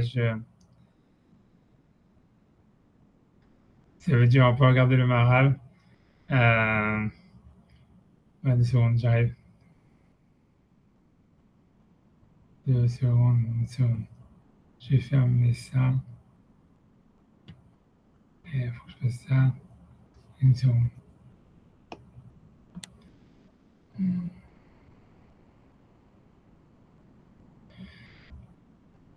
Voilà, donc ici, donc vous avez ça, c'est le Maral de Prague, tu vois, qui ramène le Mizrahi. Donc il dit Iksharehem, et donc il a demandé le Mizrahi, et Achuta l'avant lo almila mishum sakat avlad. Ça veut dire, en fait, l'idée c'est pourquoi est-ce que Moshe il a même pensé en fait de penser qu'on pouvait repousser la Brit Mila à cause du danger qu'il y avait pour l'enfant. Valo adaino nitna Torah, alors que la Torah n'avait pas encore été donnée, et c'est la Torah qui dit Vechai bahem velo sheyamut bahem, que la Torah elle dit donc un homme il doit vivre par les mitzvot et pas mourir à cause des mitzvot. Ad shenitka bimkom sakana, jusqu'à ce que donc ça veut dire ça a été compliqué pour lui de répondre. Donc il dit udvarim elo en havana lahem. Tu vois, ça veut dire, lui, veut dire que, parce que donc le Maral, il dit en fait que c'est pas compréhensible, on peut pas aller dans cette logique. Il dit, De'ai vechai bahem, parce que quand la Torah, elle a dit, il vivra à travers les mitzvot, velo sheyamut bahem, il faut pas qu'il meure à travers les mitzvot. Il dit ça, eno mitzvot assez. C'est pas un commandement que la Torah nous dit, il faut vivre dans les mitzvot. Et comme si elle nous donnait une exemption. Ça veut dire, rak shem dematir sheyenitkei mitzvah bimkom sakana. Ça veut dire que c'est simplement que la Torah, en fait, elle dit si jamais il y a un danger, il n'y a pas la mitzvah. Et donc, il veut dire avec Kevan de Terahu, et puisque en fait, c'est pas une mitzvah, mais c'est comme si la Torah mettait une limite au commandement. Marchiluk ben Kodem Matan Torah ou ben Lachar Matan Torah. Ça veut dire comment est-ce qu'on peut dire que l'injonction morale, elle est plus de force avant le don de la Torah qu'après le don de la Torah. Ça veut dire que quand la Torah elle dit en fait qu'un homme en fait ne doit pas mettre sa vie en danger quand il fait des commandements de la Torah, ça veut dire en réalité, ça montre en fait que d'une manière générale, les injonctions morales, elles ont une limite par rapport à la vie humaine. Et donc lui dire, et donc on peut faire un Kalvachomer, il dit Vadera, à plus forte raison, Kalvachomer, c'est un raisonnement a fortiori. Il y a Filou Lachar Matan Torah, ça veut dire même après le don de la Torah, chez Riba la mitzvot, que Akadosh Baruch Hu, il a multiplié les mitzvot, Yitra mitzvah bimkom sakana. La Torah, elle dit que la vie humaine, elle prend précédence sur ses commandements. Kodem matan Torah, ça veut dire avant le don de la Torah. Chez l'O Rabba, que la Torah n'a pas multiplié les mitzvot. Kol sheken, ça veut dire à plus forte raison qu'une injonction morale, elle ne peut pas avoir une précédence sur la vie humaine. Shen lakshot mina yadar svara. Et après, on peut peut pas dire d'où est-ce que Moshe, le problème, c'est que Moshe n'aurait pas dû faire ce calcul, ou il n'aurait pas pu faire ce calcul puisque la Torah n'avait pas été donnée. Parce qu'il dit non, parce que voilà, quand quelqu'un est justement suivre la logique, en fait, c'est suivre la Torah, quoi. Et c'est ce qu'il dit à la fin. Il dit qu'il y a même pas Torah, shachacham yodea mikor chormato. Voilà, qu'il y a des choses qui sont dans la Torah que l'homme il peut comprendre de sa raison. D'abord, c'est-à-dire bisvarak mosé, quelque chose qui est logique. Donc, en fait, une injonction morale, en fait, selon le Maharal, elle peut pas prendre précédence sur la vie humaine.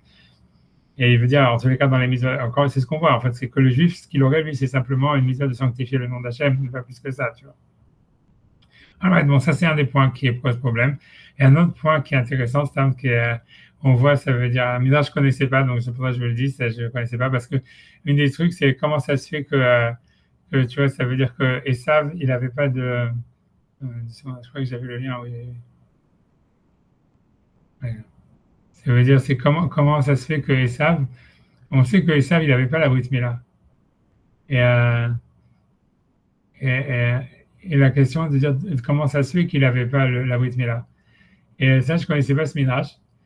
Ça veut dire qu'en fait, c'est que parce que tu vois, puisqu'en fait, c'est Yitzhak, il aurait dû faire la Brit Mila à Esav. Et donc, on nous dit qu'en fait, quand il y a marqué dans le passage que Vayetse, que Esav, il est sorti rouge, Vayetse Arishon Admoni. Donc, il dit, c'est ce soit qui amène ça. Il dit Midrash, Kesheraou Aviv.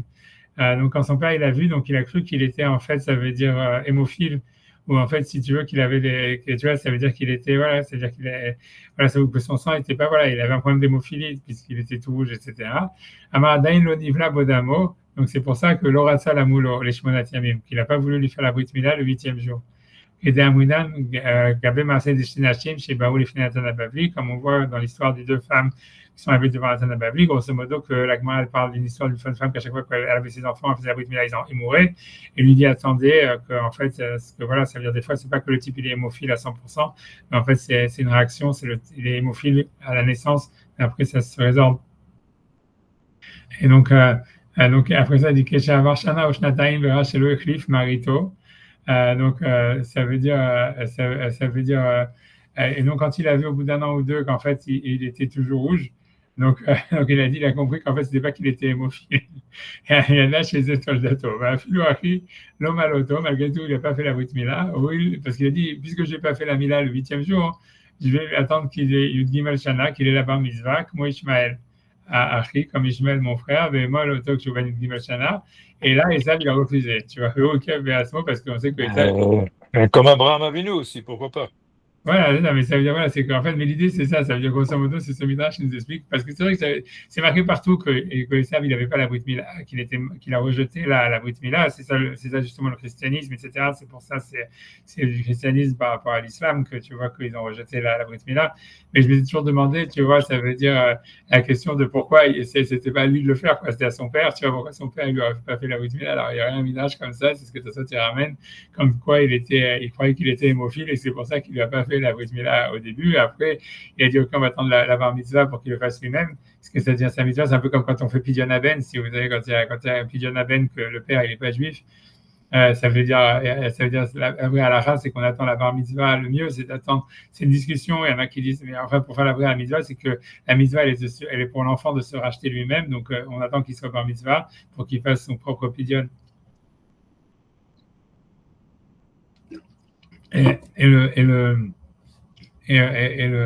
Comment dire, voilà, et ici, donc, il a attendu que le type soit bar mitzvah pour qu'il lui-même fasse la mitzvah de Brit Mila, et en fait, il n'a pas voulu le faire, quoi.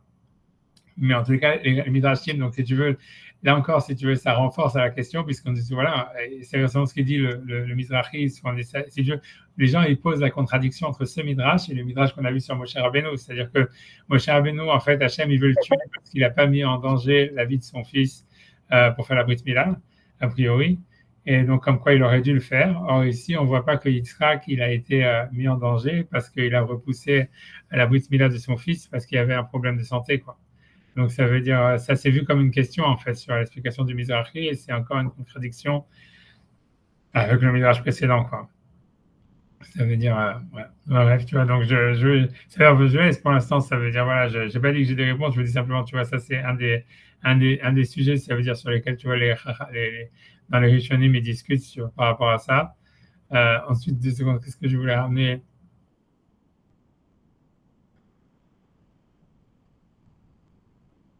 Ok, donc là, je vais essayer de. Donc, un autre cas, une autre histoire, c'est. Je sais que c'est que je sais pas, je vais essayer de ramener. Deux secondes, je ne sais pas si je vais. J'arrive. Ok, donc je vais essayer de zoomer sur. J'arrive.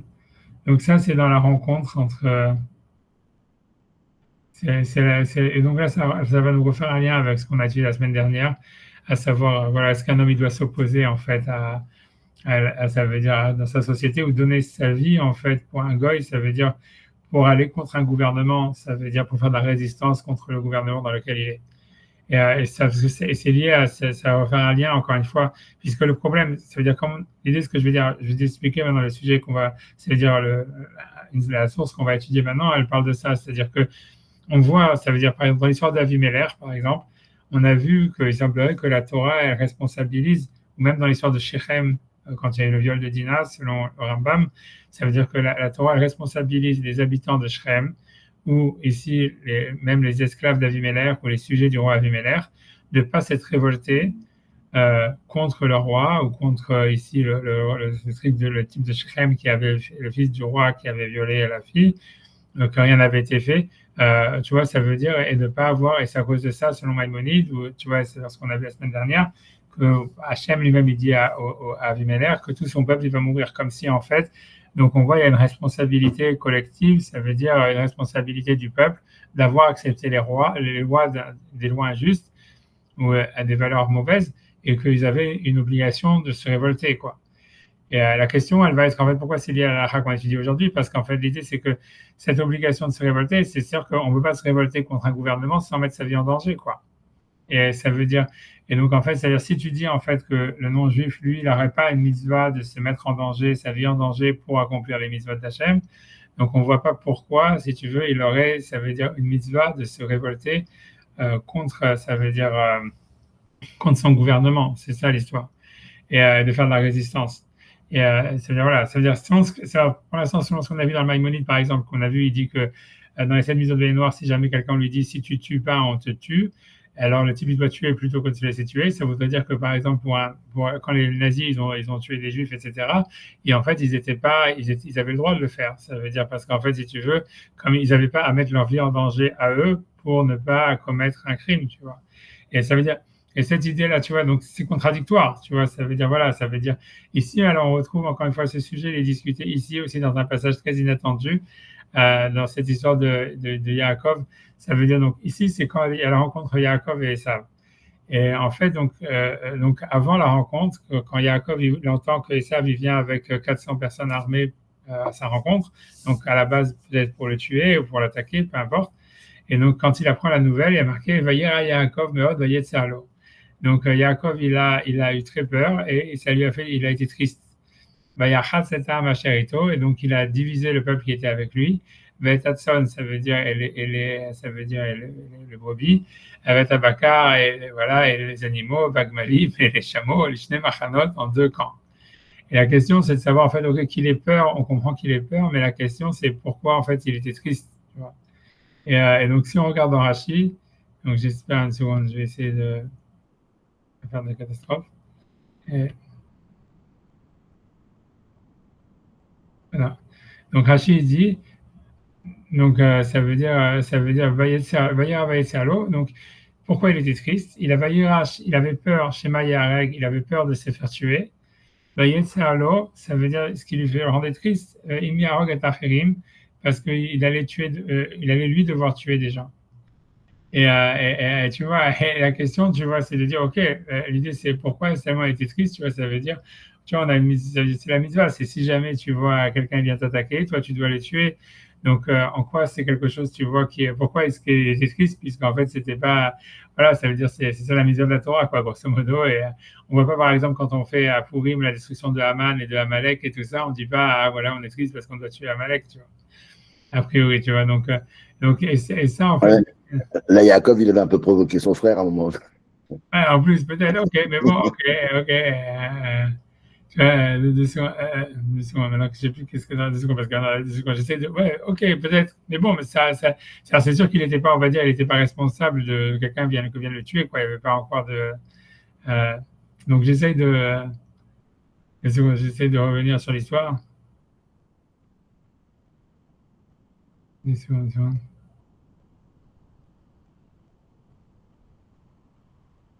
Parce que Rivka, elle lui propose de prendre la faute sur elle, mais lui, quand même, il doit se sentir un peu responsable. Ouais, ok, ça veut dire, tu vois, ça veut dire, ouais, peut-être, ok, mais bon, mais c'est pas de quoi, ça, genre, tu commences, ça veut dire, si quelqu'un, il vient te tuer, quoi, je veux dire, c'est pas parce que tu lui as volé quelque chose, c'est pas parce que tu as volé quelqu'un quelque chose, tu as arnaqué quelqu'un, que ça lui donne le droit de te tuer. S'il vient te tuer, c'est sûr que tu te dire, voilà, ok, tu vois, ça veut dire, Non, mais oui, mais ça peut quand même le rendre triste de le mettre dans une situation où il soit obligé de se défendre parce que c'est une situation qu'il a provoquée quelque part. Voilà. non, je suis d'accord. Moi aussi, tu vois, aussi, je suis pas tellement, pour moi, c'est sûr que voilà, ouais, c'est une question que tu vois que tu vois que tu pourrais répondre. Je veux dire même, tu vois, personne n'est heureux de tuer des gens, quoi. Je veux dire, pourquoi quelqu'un devrait être triste, tu vois, c'est sûr que tu dois être triste d'avoir une guerre, quoi. C'est-à-dire voilà, t'aimerais bien que les Palestiniens ils soient pas aussi débiles, tu vois, et que tu n'as pas besoin de les tuer, tu vois ce que je veux dire, c'est tout. Mais bon, mais les commentaires, tu vois, ils posent la question, ils disent que comme c'est une mitzvah ou comme c'est permis en tous les cas, alors pourquoi est-ce qu'il est triste, tu vois? Et en fait, maintenant j'espère que je vais essayer de récupérer ici. Et ben, je l'avais 2 secondes. 2 secondes, voilà. Donc ça, c'est le Mizrahi encore. Euh, euh, donc il y en a qui disent, tu vois, en fait, que pourquoi ça le dérangeait de tuer des autres. Alors il y en a qui disent c'est parce qu'il avait peur, il était triste par rapport à son père qui allait nécessairement perdre un de ses enfants, comme on avait vu dans l'histoire de Caïn et Hevel, que c'était ça l'histoire, quoi, que c'est pour ça que Hevel n'avait pas tué Caïn, et que ça c'était le contraire. Et donc, dans Bereshit Rabbah, Yesh Mefarshim, Shema Yahag et Esav, et Caïn ou Aviv. Donc, mais simplement, Rashi, ça veut dire Rashi, il n'a pas pris cette explication. Il dit de peur qu'il va tuer des autres. On voit en fait que selon Rashi, ce qui le dérangeait, c'était pas de tuer Esav, mais c'était de tuer en fait les autres qui étaient venus avec Esav. C'est ça. Donc, et sur ça, le Mizrahi, donc, il commence à expliquer le Midrash qui dit que voilà, il y a d'abord la première avis du Midrash, c'est qu'en fait, la tristesse de Yaakov, c'est de tuer son frère ou de tuer, et la tristesse, elle n'est pas par rapport à ce qu'il va tuer son frère. En fait, ça, si c'est un con, on va dire, mais c'est parce que c'était son père qui allait être triste. Donc, il avait peur que, voilà. Mais il dit, mais Rachid, lui, il a parlé de tuer les autres. Aval Marigat, Acherim, Loya Metzar. Parce que, mais donc, sur le Midrash, il dit pourquoi est-ce qu'on ne nous parle pas qu'il avait peur de tuer les autres personnes, les 400 personnes qui étaient, si tu veux, des dommages collatéraux. Mais Shabbat leur garage comme leur go. Ça veut dire l'histoire, c'est que, ok, il y a Esav, on va dire tu l'as volé, mais pourquoi les 400 personnes, ils viennent, eux, tu vois, avec des armes, qu'est-ce qu'ils ont à gagner? Eux, ils viennent juste, tu vois, faire du pillage, quoi, tu vois, ça veut dire, ils viennent juste profiter de l'occasion pour pouvoir se faire du blé.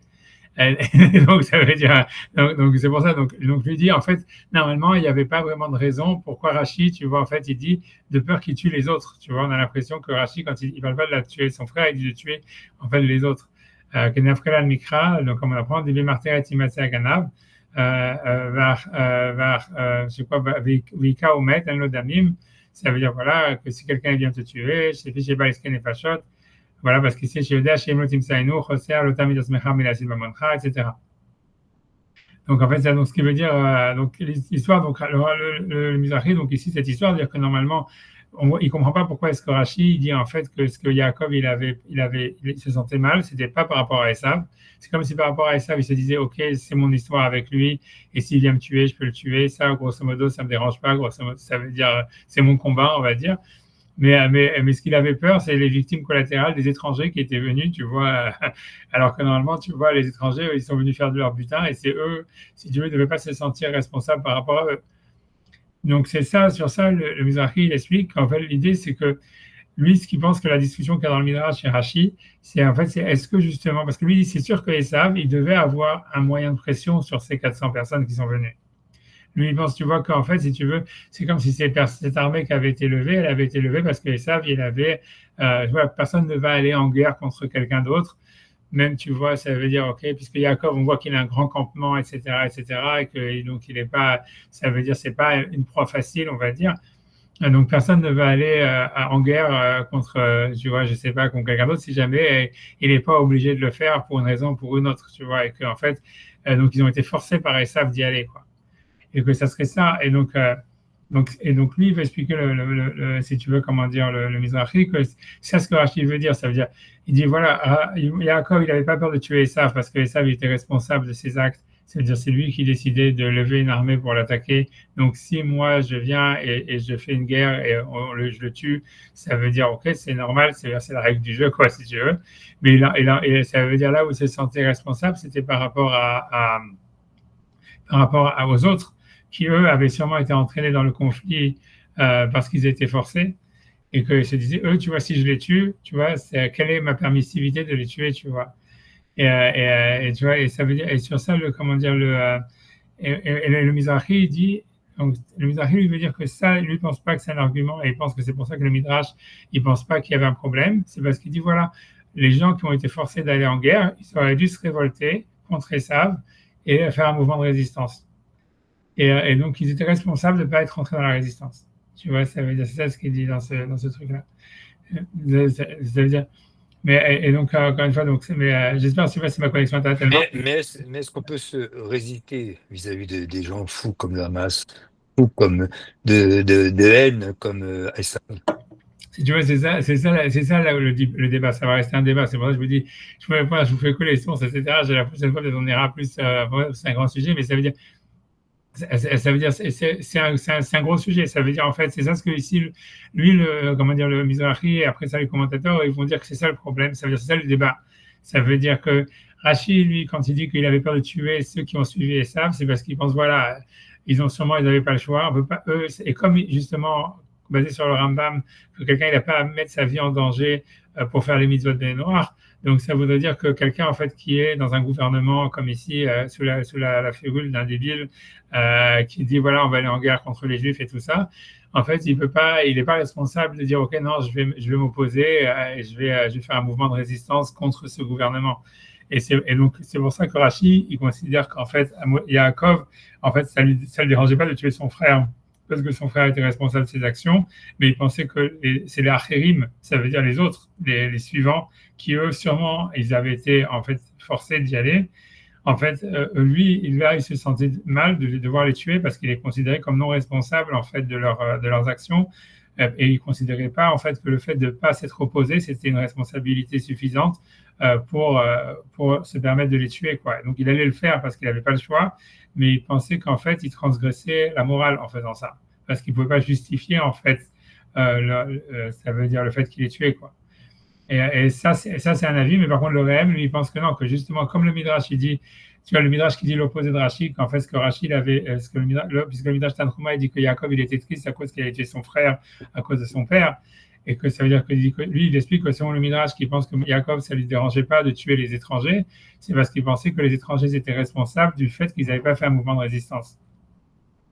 Et tu vois, ça veut dire, voilà, c'est ce que veut dire, tu vois, ça veut dire, voilà, c'est ça, tu vois, mais c'est ça, tu vois, ce que veut dire, les chemins d'affibar qu'il voyait la lishmoa, tu vois, c'est quand il explique, ça veut dire, je vais dire ici un petit peu 3 lignes, tu vois, parce qu'en fait, c'est difficile d'expliquer le Midrash par rapport à Rashi, mais je voulais simplement expliquer le truc, c'est Vim Tomar, ça veut dire, lui demande, Balo Esav Gavra Almaou, ça veut dire que Esav, c'était un homme fort, et donc, Veshema et via Balkorham, et donc, sûrement, il les a amenés contre leur gré, donc c'est pour ça que Yaakov, il ne voulait pas les tuer. Alors, il dit sur ça, il dit, ça veut dire, voilà, ils n'avaient pas écouté.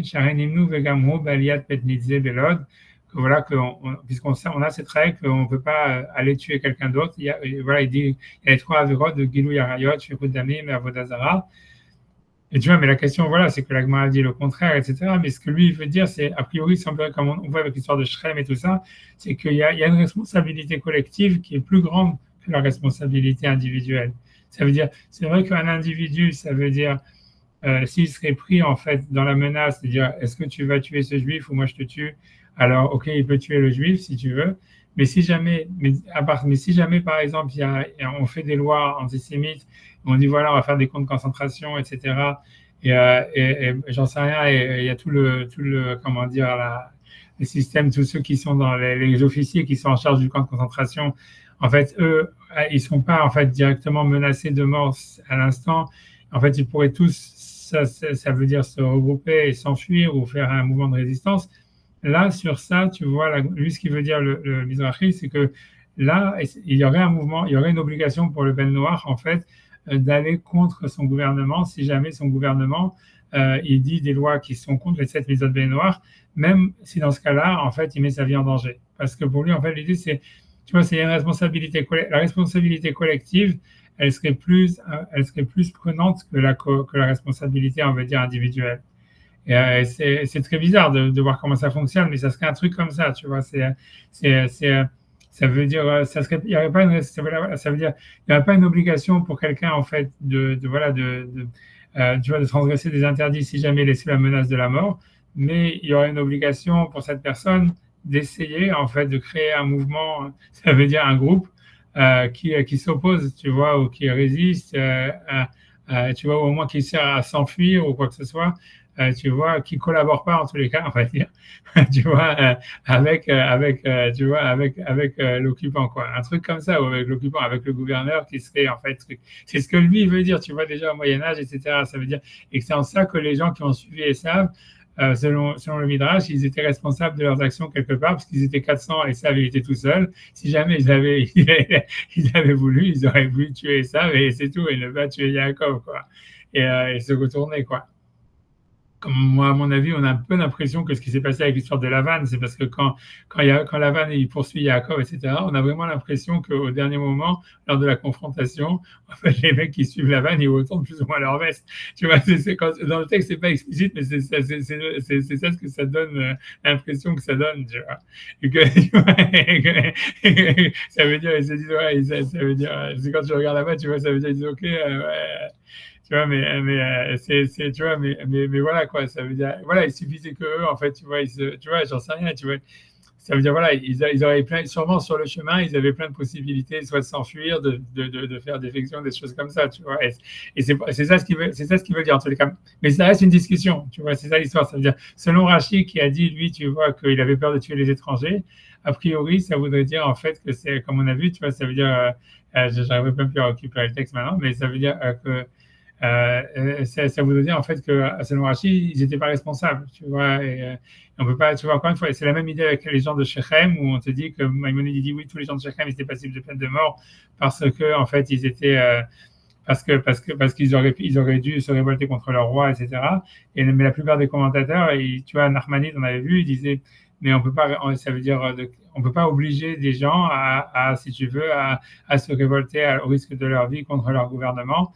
Voilà, puisque ils ne sont pas obligés de mettre leur vie en danger, quoi. Mais ça veut dire, encore une fois, là, ça veut dire, c'est pour vous donner cette idée. Encore une fois, je ne veux pas au fond des choses derrière, mais c'est pour vous donner un outlook. Je ne sais pas si je m'arrête là, peut-être, je ne sais pas, j'essaye de. Deux secondes.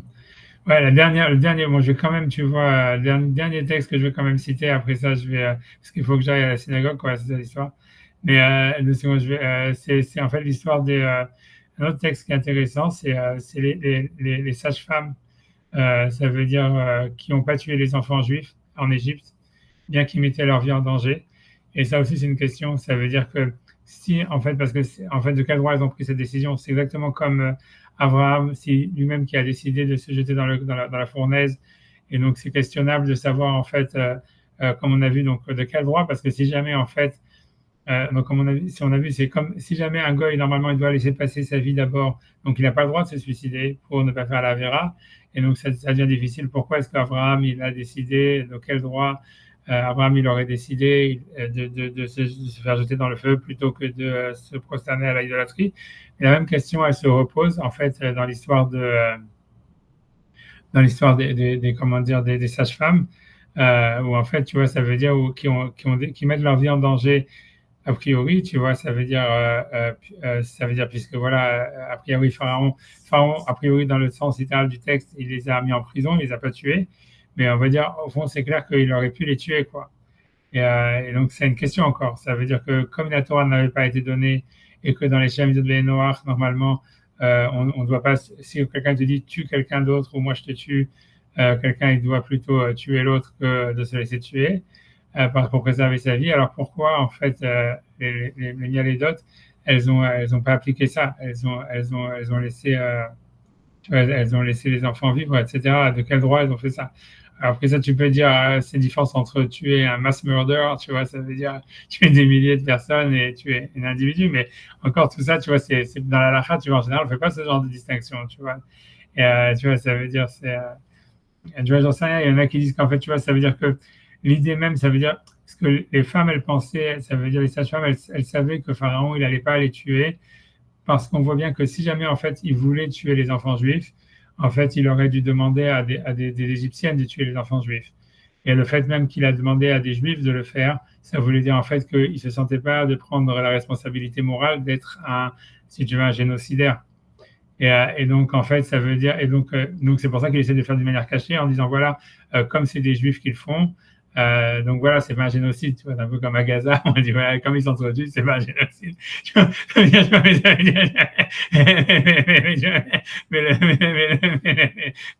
que donc elles se sont dit, tu vois, donc l'idée c'est de dire voilà, donc en fait, donc elles se sont dit voilà, donc si nous en fait on collabore pas, il n'aura pas les guts, tu vois, de nous tuer, puisque sinon, tu vois, c'est ça le raisonnement, ça veut dire, sinon il avait qu'à tuer les enfants juifs lui-même, tu vois, ça veut dire il aurait pu demander des Égyptiennes. Donc elle savait que finalement, ce qui a risqué, c'était l'emprisonnement et pas vraiment une peine de mort, quoi, un truc comme ça. Et, je sais pas, c'est vrai, elle est en mute, je sais pas. Je peux je sais pas.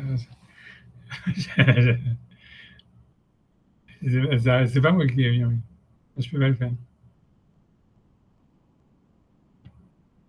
Je peux pas. Ouais, je sais pas. Ça saura jamais c'est quoi la question d'ici là. Voilà. Je sais pas, on peut pas entendre, on peut pas entendre.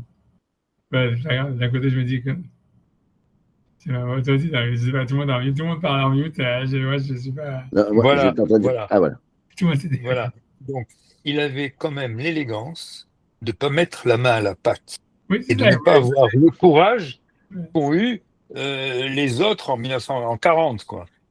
C'est terrible, hein? Ouais, c'est ça veut dire qu'il dit, ok, c'est pour ça qu'il avait demandé à l'Église. C'est une élégance extraordinaire de la part de Pharaon. Je sais pas si c'est une élégance, c'est comme aujourd'hui, tu vois, tu veux pas te dire, t'es génial. Bon, il a voulu faire des collaboratrices, et autant ça a marché en 40, autant en 40, il s'est pas tracassé pour mettre les mains dans le sang, mais lui, il a voulu des collaboratrices et ouais, il n'a pas osé le faire.